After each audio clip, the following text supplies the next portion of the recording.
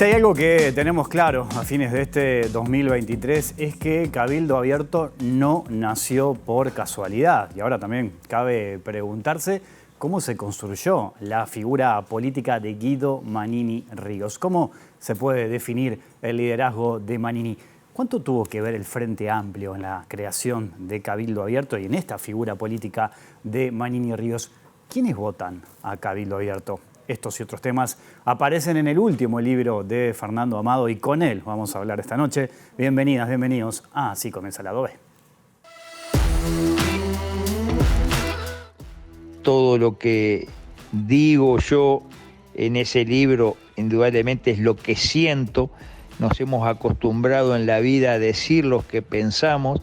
Hay algunos que han hecho hincapié a una supuesta violación mía, algunas normas por haber participado en la génesis de Cabildo Abierto. Bueno, claramente mi participación o lo que yo dije o hice es lo que está ahí expresado. Indudablemente no hubo ninguna violación a la Constitución de la República. Además está decir que es consciente de que lo que yo estaba hablando iba a ser publicado. Si yo tuviera idea o suposición de haber violado alguna norma, bueno, podría haberme cuidado de decir determinadas cosas. Lo digo porque tengo la conciencia tranquila de que actué totalmente dentro del marco legal existente en la República, como lo he hecho siempre. Es parte de la campaña que desde el primer día se ha lanzado para terminar con este partido que claramente molesta.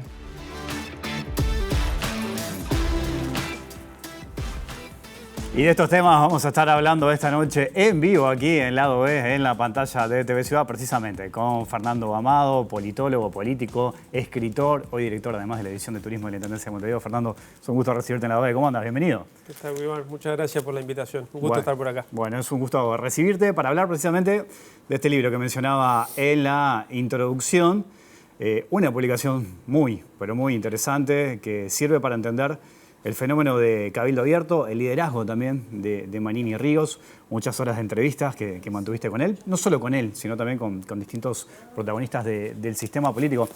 Al leer el libro, Fernando, uno confirma muchas cosas que en el sistema político, que en el ambiente existen. Yo descubrí otras nuevas también, ahora lo vamos a conversar. Y queda claro que definir a Manini como un outsider es un error, porque además él viene de una familia política y tenía muy claro determinadas cosas. De hecho, él no tenía familiares militares, pero él define ser militar en el 70, en una etapa muy particular del Uruguay, además también, ¿no?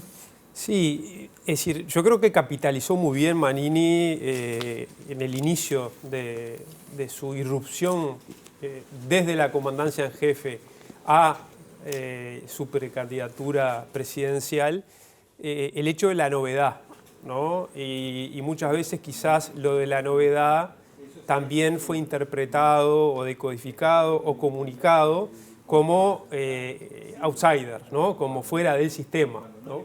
Y es como tú decís, o sea, en el caso de Guido Manini, si algo no aplica es que sea outsider en el sentido de que nace en una cuna política, es tercera generación de legisladores, su abuelo es un protagonista de la historia del Uruguay importantísimo, nada más y nada menos que el fundador de la corriente del riverismo que, bueno, enfrenta al vallismo de Valle de Ordóñez. Es una figura que acompaña e integra la dictadura de Terra a partir del 33. Su tío es, además de legislador, también embajador durante la última dictadura cívico-militar y luego es ministro del primer gobierno del expresidente Sanguinetti. Y no solo eso, sino que su padre, oriundo del Partido Colorado, después funda un partido, ¿no? Y no solo funda un partido, sino que logra representación parlamentaria y termina siendo diputado, y no solo es diputado, sino que termina siendo el famoso voto 50, como hoy lo conocemos, en más de una ocasión en los gobiernos blancos colegiados. y de alguna manera es determinante, digamos, su voto, por ejemplo, para una instancia presupuestal del gobierno blanco. Y no solo por ese lado, sino su hermano, ¿no? Es decir, su hermano, fallecido hace poco tiempo, Hugo Manini Ríos, un dirigente realmente muy trascendente desde el punto de vista juvenil, fundador de la Juventud Uruguaya de Pie allá por 1970, un movimiento de derecha, reaccionario, digamos, que enfrentaba a la izquierda también muy movilizada en los centros de estudio y que tuvo mucha, yo diría, mucha ascendencia y que pegó mucho, tuvo muchos seguidores en aquella época, sobre todo fundamentalmente en el interior del país. Luego Hugo Manini, el hermano Guido, el fundador de la JUP, se nucleó junto a una corriente de opinión que integraba sindicalistas, que integraba políticos, que integraba empresarios, a enfrentar las medidas del gobierno de Valle, y estuvo en el tractorazo, en la concertación en aquellos años 2002,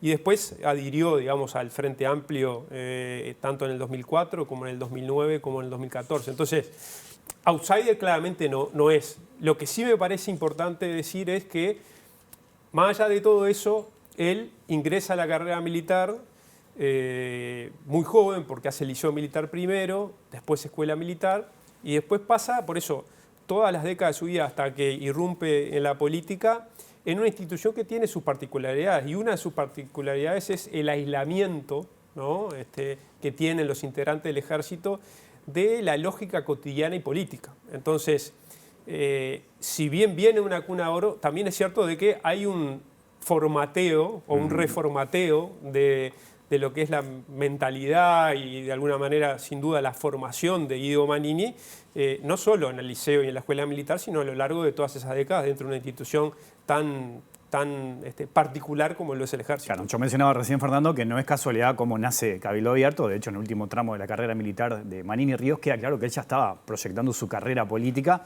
incluso hasta contemplando algunas sanciones que después terminaron apareciendo.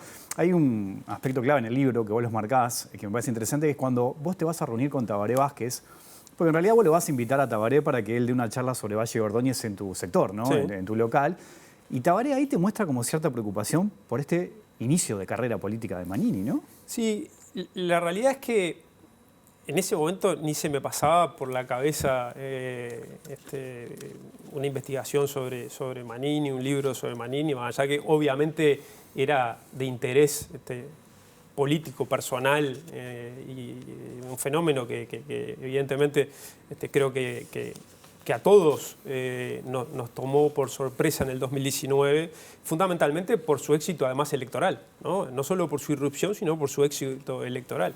Entonces, en esa charla con Tabaré Vázquez, que fui a otra cosa que nada que ver, recuerdo que terminamos hablando mucho del tema porque el propio Vázquez lo sacó y conociendo, obviamente, que yo soy hijo de militar, bueno, me hizo mucho énfasis en que para el futuro cercano, o sea, para el 24, estábamos en el 2020 en ese momento, la figura Manini ya era una realidad, pero iba a seguir siéndolo. Y que a él siempre tuvo una relación, o sea, me lo dijo Vázquez ese día, y Manini también lo reconoce sin ningún tipo de problemas.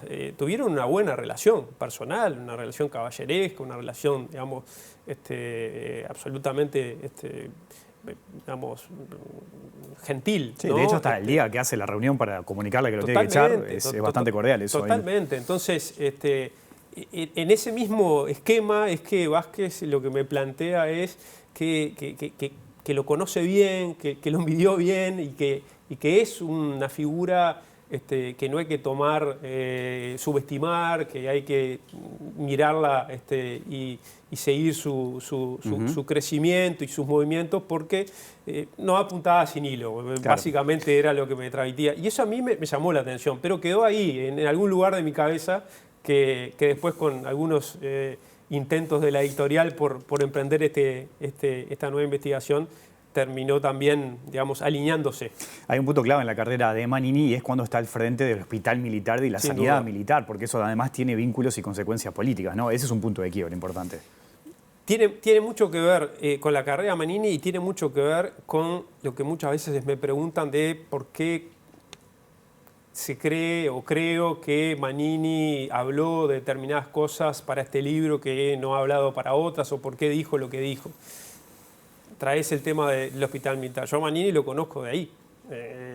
Mi vieja internada, ritual militar típico. El director del hospital militar, una de las cosas que tiene que saber al instante es si llega al hospital en carácter de internación algún oficial superior o algún familiar de algún oficial superior, y va y se presenta enseguida a ponerse a la orden, ¿no? Es decir, típico ritual militar permanente. Después me pasó cuando mi viejo se internó más de una vez con distintos directores del hospital militar y directores de sanidad militar, que en ese caso el cargo es de general. Entonces, por supuesto que el cargo de, primero siendo coronel, director del hospital militar, le permitió mostrar sus dotes de gestión, arreglar una cantidad de cosas que estaban bastante complejas en la estructura funcional del hospital militar. Y fundamentalmente, yo creo que hay dos cosas. Una, eso de la ascendencia sobre el personal militar. Allí además van del ejército, de la Fuerza Aérea, de la Armada, o sea, de todas las Fuerzas Armadas, y van oficiales, subalternos, familiares. Entonces, se corrió la bola de, evidentemente, que había un director que se preocupaba y se ocupaba de los asuntos, pero fue fundamental porque eso que se generó, esa imagen que se generó, fue fundamental para después el ascenso al generalato, que es cuando hay dos vacantes al ascenso al generalato, y Fernández Huidobro también sentía que la sanidad militar era un tema y era un lugar en donde estaba teniendo algunas dificultades, y básicamente esa es una de las, yo diría, razones fundamentales en las cuales o por las cuales piensan en Manini. O sea, porque ya tenía la fama de haber estado y de haber solucionado una cantidad de problemas, y era como que había que ascender a un general, justo tenía el perfil ideal, y de hecho ascendió a general y enseguida el destino fue sanidad militar. 2015, ¿no? Pienso cuando es... No, 2015 asienta comandante. Claro, me voy a 2015 Sí. precisamente en ese momento, bueno, comandante jefe del ejército. Tabaré Vázquez crea el grupo para la verdad y justicia, Comisión Sí. para la verdad y la justicia. Y ahí Manini tiene algunas declaraciones que a Tabaré Vázquez le hacen encender algunas alarmas y lo empieza a mirar ya con otros ojos. Eso también es un punto importante de ese año, porque a partir de ahí ya después empiezan los problemas entre Manini y Vázquez, ¿no? Sí, ya se venían arrastrando los problemas entre Eleuterio Fernández Huidobro y el Frente Amplio. Eso es lo primero que yo diría que, hay que decir para ubicar cronológicamente. Ya, digamos, la reafirmación de Tabaré Vázquez, presidente electo de Fernández Huidobro en la cartera del Ministerio de Defensa para el próximo gobierno, ya fue polémica, porque ya había habido manifestaciones en contra de declaraciones de Fernández Huidobro vinculados a temas del pasado, de las violaciones de derechos humanos y de organizaciones como Serpag, por ejemplo. Entonces, Manini, de alguna manera, está bastante blindado, a pesar de sus declaraciones, porque durante 2015 y hasta que fallece Huidobro en el segundo semestre del 2016, Huidobro terminaba capitalizando la polémica, más allá de que obviamente ya se empezara a generar esto de la desconfianza, ¿no? Son puestos de confianza política, sobre todo el de comandante en jefe, que ni siquiera tiene la necesidad de pasar por el Senado, o sea, es una designación directa, porque los generales sí tienen que tener venia del Senado. Pero es un puesto de confianza, y como es un puesto de confianza, bueno, es decir, cuando empiezan a pasar situaciones que abonan de alguna manera el inicio de situaciones de confianza, es que empiezan a sucederse situaciones. Y eso fue lo que pasó, obviamente, con organizaciones de derechos humanos que pidieron incluso el cese de Manini en más de una ocasión. Tuvo el famoso episodio, digamos, en el que Manini eleva que le había llegado información sobre el paradero de alguien que estaba enterrado. Eso lo informa en el ministerio, se los informa el ministerio a los familiares, termina no habiendo nada allí y eso termina generando una situación, digamos, de frustración, pero además de mucho enfrentamiento que se va agudizando en el tiempo entre las organizaciones de derechos humanos y Manini, ¿no? Y en esto de las diferencias, en 2018, a partir de la aprobación de la reforma de la denominada caja militar, se da una situación en la que Manini, por radio en una entrevista en Océano, critica al ministro Murro, en ese momento ministro de Trabajo, y genera esa sanción de 30 días de arresto a rigor, ¿no? Hay unas situaciones que Tabaré Vázquez en ese momento llama a Lucía Topolansky, que era la vicepresidenta de la República, y es Topolansky la que le sugiere esta sanción, si se quiere, porque ya se estaba especulando con lo que podría pasar si, era cesado en su cargo y quizás ahí sí se empezó a proyectar la carrera política. ¿Cómo vivís ese momento? Mira, yo estoy absolutamente convencido después de todas estas horas y horas de conversación, pero no solo con Manini, sino con entornos, con el propio Mujica y Lucía Topolansky en la chacra, con distintos actores y protagonistas de todos esos años. Manini no tenía en la cabeza el proyecto político, o sea, no es eso de que, Manini estaba desde el teniente pensando en después que terminara su carrera militar, ser como su padre, que fue legislador. No, Manini había reformulado, digamos, o más que reformulado, había nacido en un hogar muy político, como dijimos antes, pero después es decir, se transformó en el típico militar verde, ¿no? Que su vida, su pasión es la profesión militar, que forma parte de varias generaciones de oficiales que son críticos muy ácidos, y esto lo dice el propio Manini, que era un crítico ácido de los políticos y de los partidos políticos, y allí no habla él del Frente Amplio, o sea, que por supuesto que es el más lejano. No, del Partido Colorado, del Partido Nacional, o sea, de alguna manera, como a veces ahora se dice, de la clase política, del elenco político, o sea, crítico del elenco político. Y eso es una característica de, yo diría, varias generaciones de oficiales militares. Y él es parte de eso, de esa mentalidad militar, y por tanto, yo creo que lo que sí hay es un quiebre a partir de esa sanción, en que ya había una cantidad de amigos de Manini, compañeros de tanda, etcétera, que le decían, che, tenés ascendencia, podés cuando termines volcarte a la política, pero pensando más en una cosa más, no digo testimonial ni marginal, pero ocupar una banca en la Cámara de Diputados para pelear por cosas de la corporación castrense. O sea, otra cosa, ¿no? Y Manini claramente no está para cosas chicas, o sea, él podrá salirle bien o podrá salirle mal, pero él, digamos, juega fuerte, ¿no? De hecho, él te lo dice, que no está acostumbrado como a recibir órdenes porque, él estaba allá arriba del todo, ¿no? Pero es que eso tiene que ver con la mentalidad militar.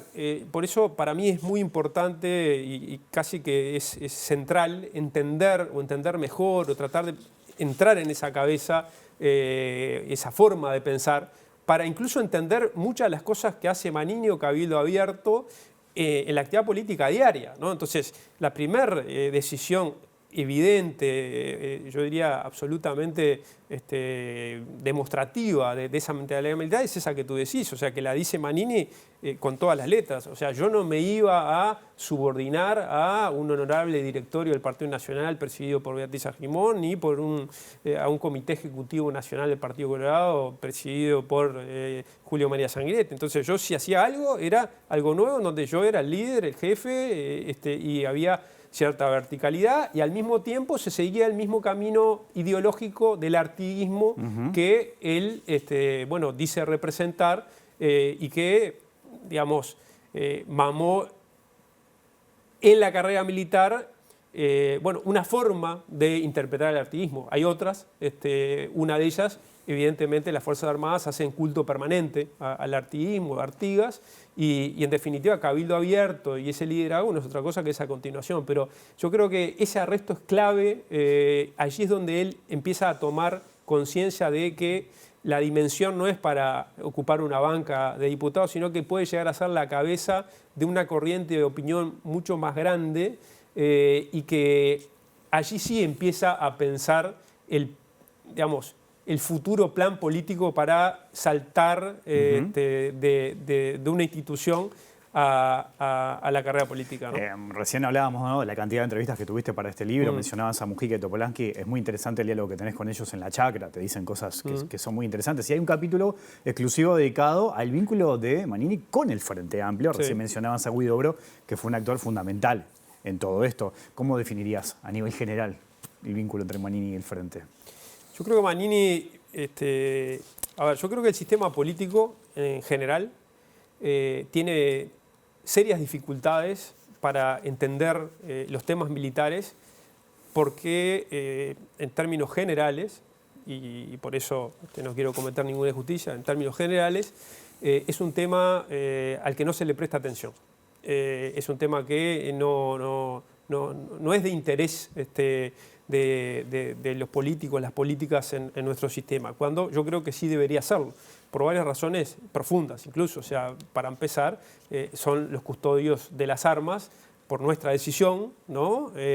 Pero a veces pasa en la historia, y pasó hace 50 años, que es decir, en vez de defendernos, se vuelven contra nosotros. Entonces, es decir, el hecho de tener bien claro y conocer el tema militar es importante. Dentro del Frente Amplio es evidente que tenemos una realidad en un partido político en donde tenés voces que dicen con mucha convicción que sería deseable erradicar las Fuerzas Armadas, y había voces, digo había porque Huidobro quizás era la expresión más clara de eso, había figuras políticas del Frente Amplio que eran casi que más militares que los militares, ¿no? Entonces, en el medio un crisol de grises. Entonces, Manini yo creo que tuvo la habilidad de, siendo un Manini Ríos, con toda la historia que repasábamos antes,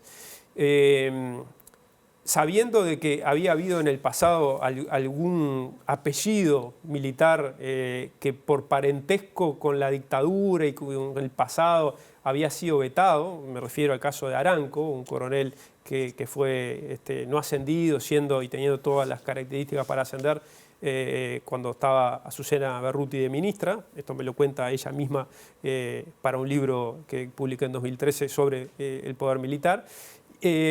Podía ser perfectamente uno de los tachados, ¿no? Sin embargo, él logró ir generando esto que estábamos hablando antes de su perfil técnico para manejar un tema que había que solucionar, el tema de la sanidad militar. Entonces Huidobro echa mano a el militar que todos decían, este es el hombre que puede solucionar los problemas. Bueno, se echó mano a ese hombre. Y después 3 años de convivencia directa con Huidobro. No hay que olvidarse que el jefe de sanidad militar, el director de sanidad militar, un general, no depende del comandante jefe, depende del ministro directamente. Entonces, todas las semanas Manini Ríos tenía reuniones en el ministerio y muchas veces también tenía asados con Huidobro hasta altas horas de la noche, hablando de todos los temas. Entonces, allí hay un vínculo que además hoy, varios años después, y con protagonistas que ya están pasando mucho más de la clandestinidad a la visibilidad, como el caso de Radaelli, el coronel Radaelli, que al principio de alguna manera se escondía para que no saliera ninguna foto porque sabía, y lo dice él mismo en el libro, que si aparecía él vinculado a Cabildo Abierto nacía muerto, porque Radaelli estuvo vinculado al tema Berrío, estuvo preso en Chile, etc. Hoy ya no es la misma realidad. Radaelli lidera una de las corrientes internas dentro de Cabildo. Pero la gente que estaba alrededor de Manini, amigos de Manini, como el caso de Radaelli, conocían a Huidobro, a Mujica y a Marenales desde el año 89. porque eran de los famosos militares oficiales de inteligencia que habían empezado a generar vínculos con los líderes tupamaros. Entonces, allí hay un enclave. El otro enclave tiene que ver directamente con el hermano, o sea, con Hugo Manini Ríos, que después de haber sido compañero y protagonista junto al PIT-CNT, junto a las fuerzas sociales, del tractorazo, de la concertación, de enfrentarse al gobierno de Jorge Valle y después adherir al Frente Amplio directamente, y no solo adherir, sino, lo dice Eduardo Lalo Fernández, dirigente del Partido Socialista, financiar campañas de los candidatos del Frente Amplio en 33 y Cerro Largo, que es donde tenía campos Hugo Manini Ríos. Bueno, hay un vínculo allí que también se genera, y hay alguna anécdota en el libro que creo que es bastante pintoresca. Bueno, tengo que hacer una pausa. Hay bastante para hablar. Por ejemplo, me sorprendió cuando Manini te dice que no conocía a los diputados electos. Hablamos de eso, ¿te parece? Dale, ¿cómo no? Ya sigue el lado B, aquí en la pantalla de TV Ciudad.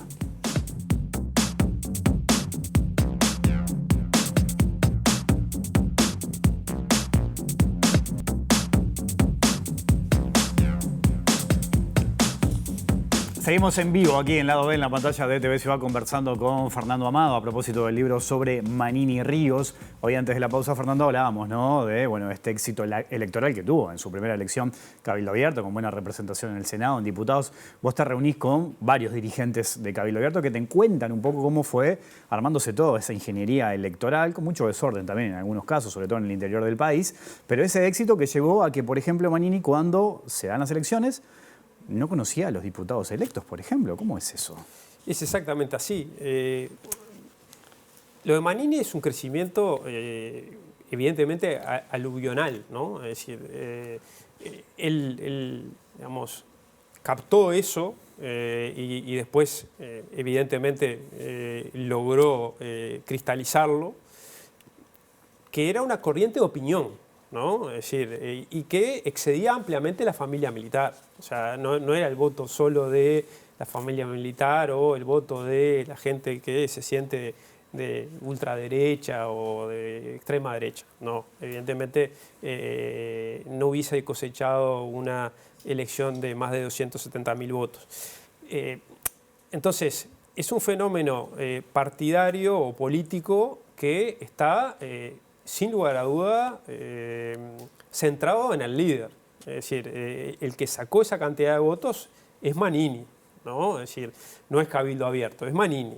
Lo que, evidentemente, lo que se precisaba era ir tratando a lo largo de ese año electoral, mientras se iban acomodando las piezas de haber fundado un partido recién, de enfrentar todas las formalidades de una elección, y de no tener tanta experiencia en la materia en ese sentido, porque quienes rodeaban a Manini más cercanamente era un grupo de coroneles. Del lado civil sí estaba Domenech, que tenía más experiencia política, y algún dirigente blanco y colorado, ex blanco y colorado, pero de tercera, cuarta línea, digamos. Pero esa es la realidad. O sea, Manini llega, es decir, cuando desembarca y se pone el traje de candidato y empieza a recorrer. El 6 de abril es su primera recorrida, ¿no? En el barrio de donde vive la diputada Capellera.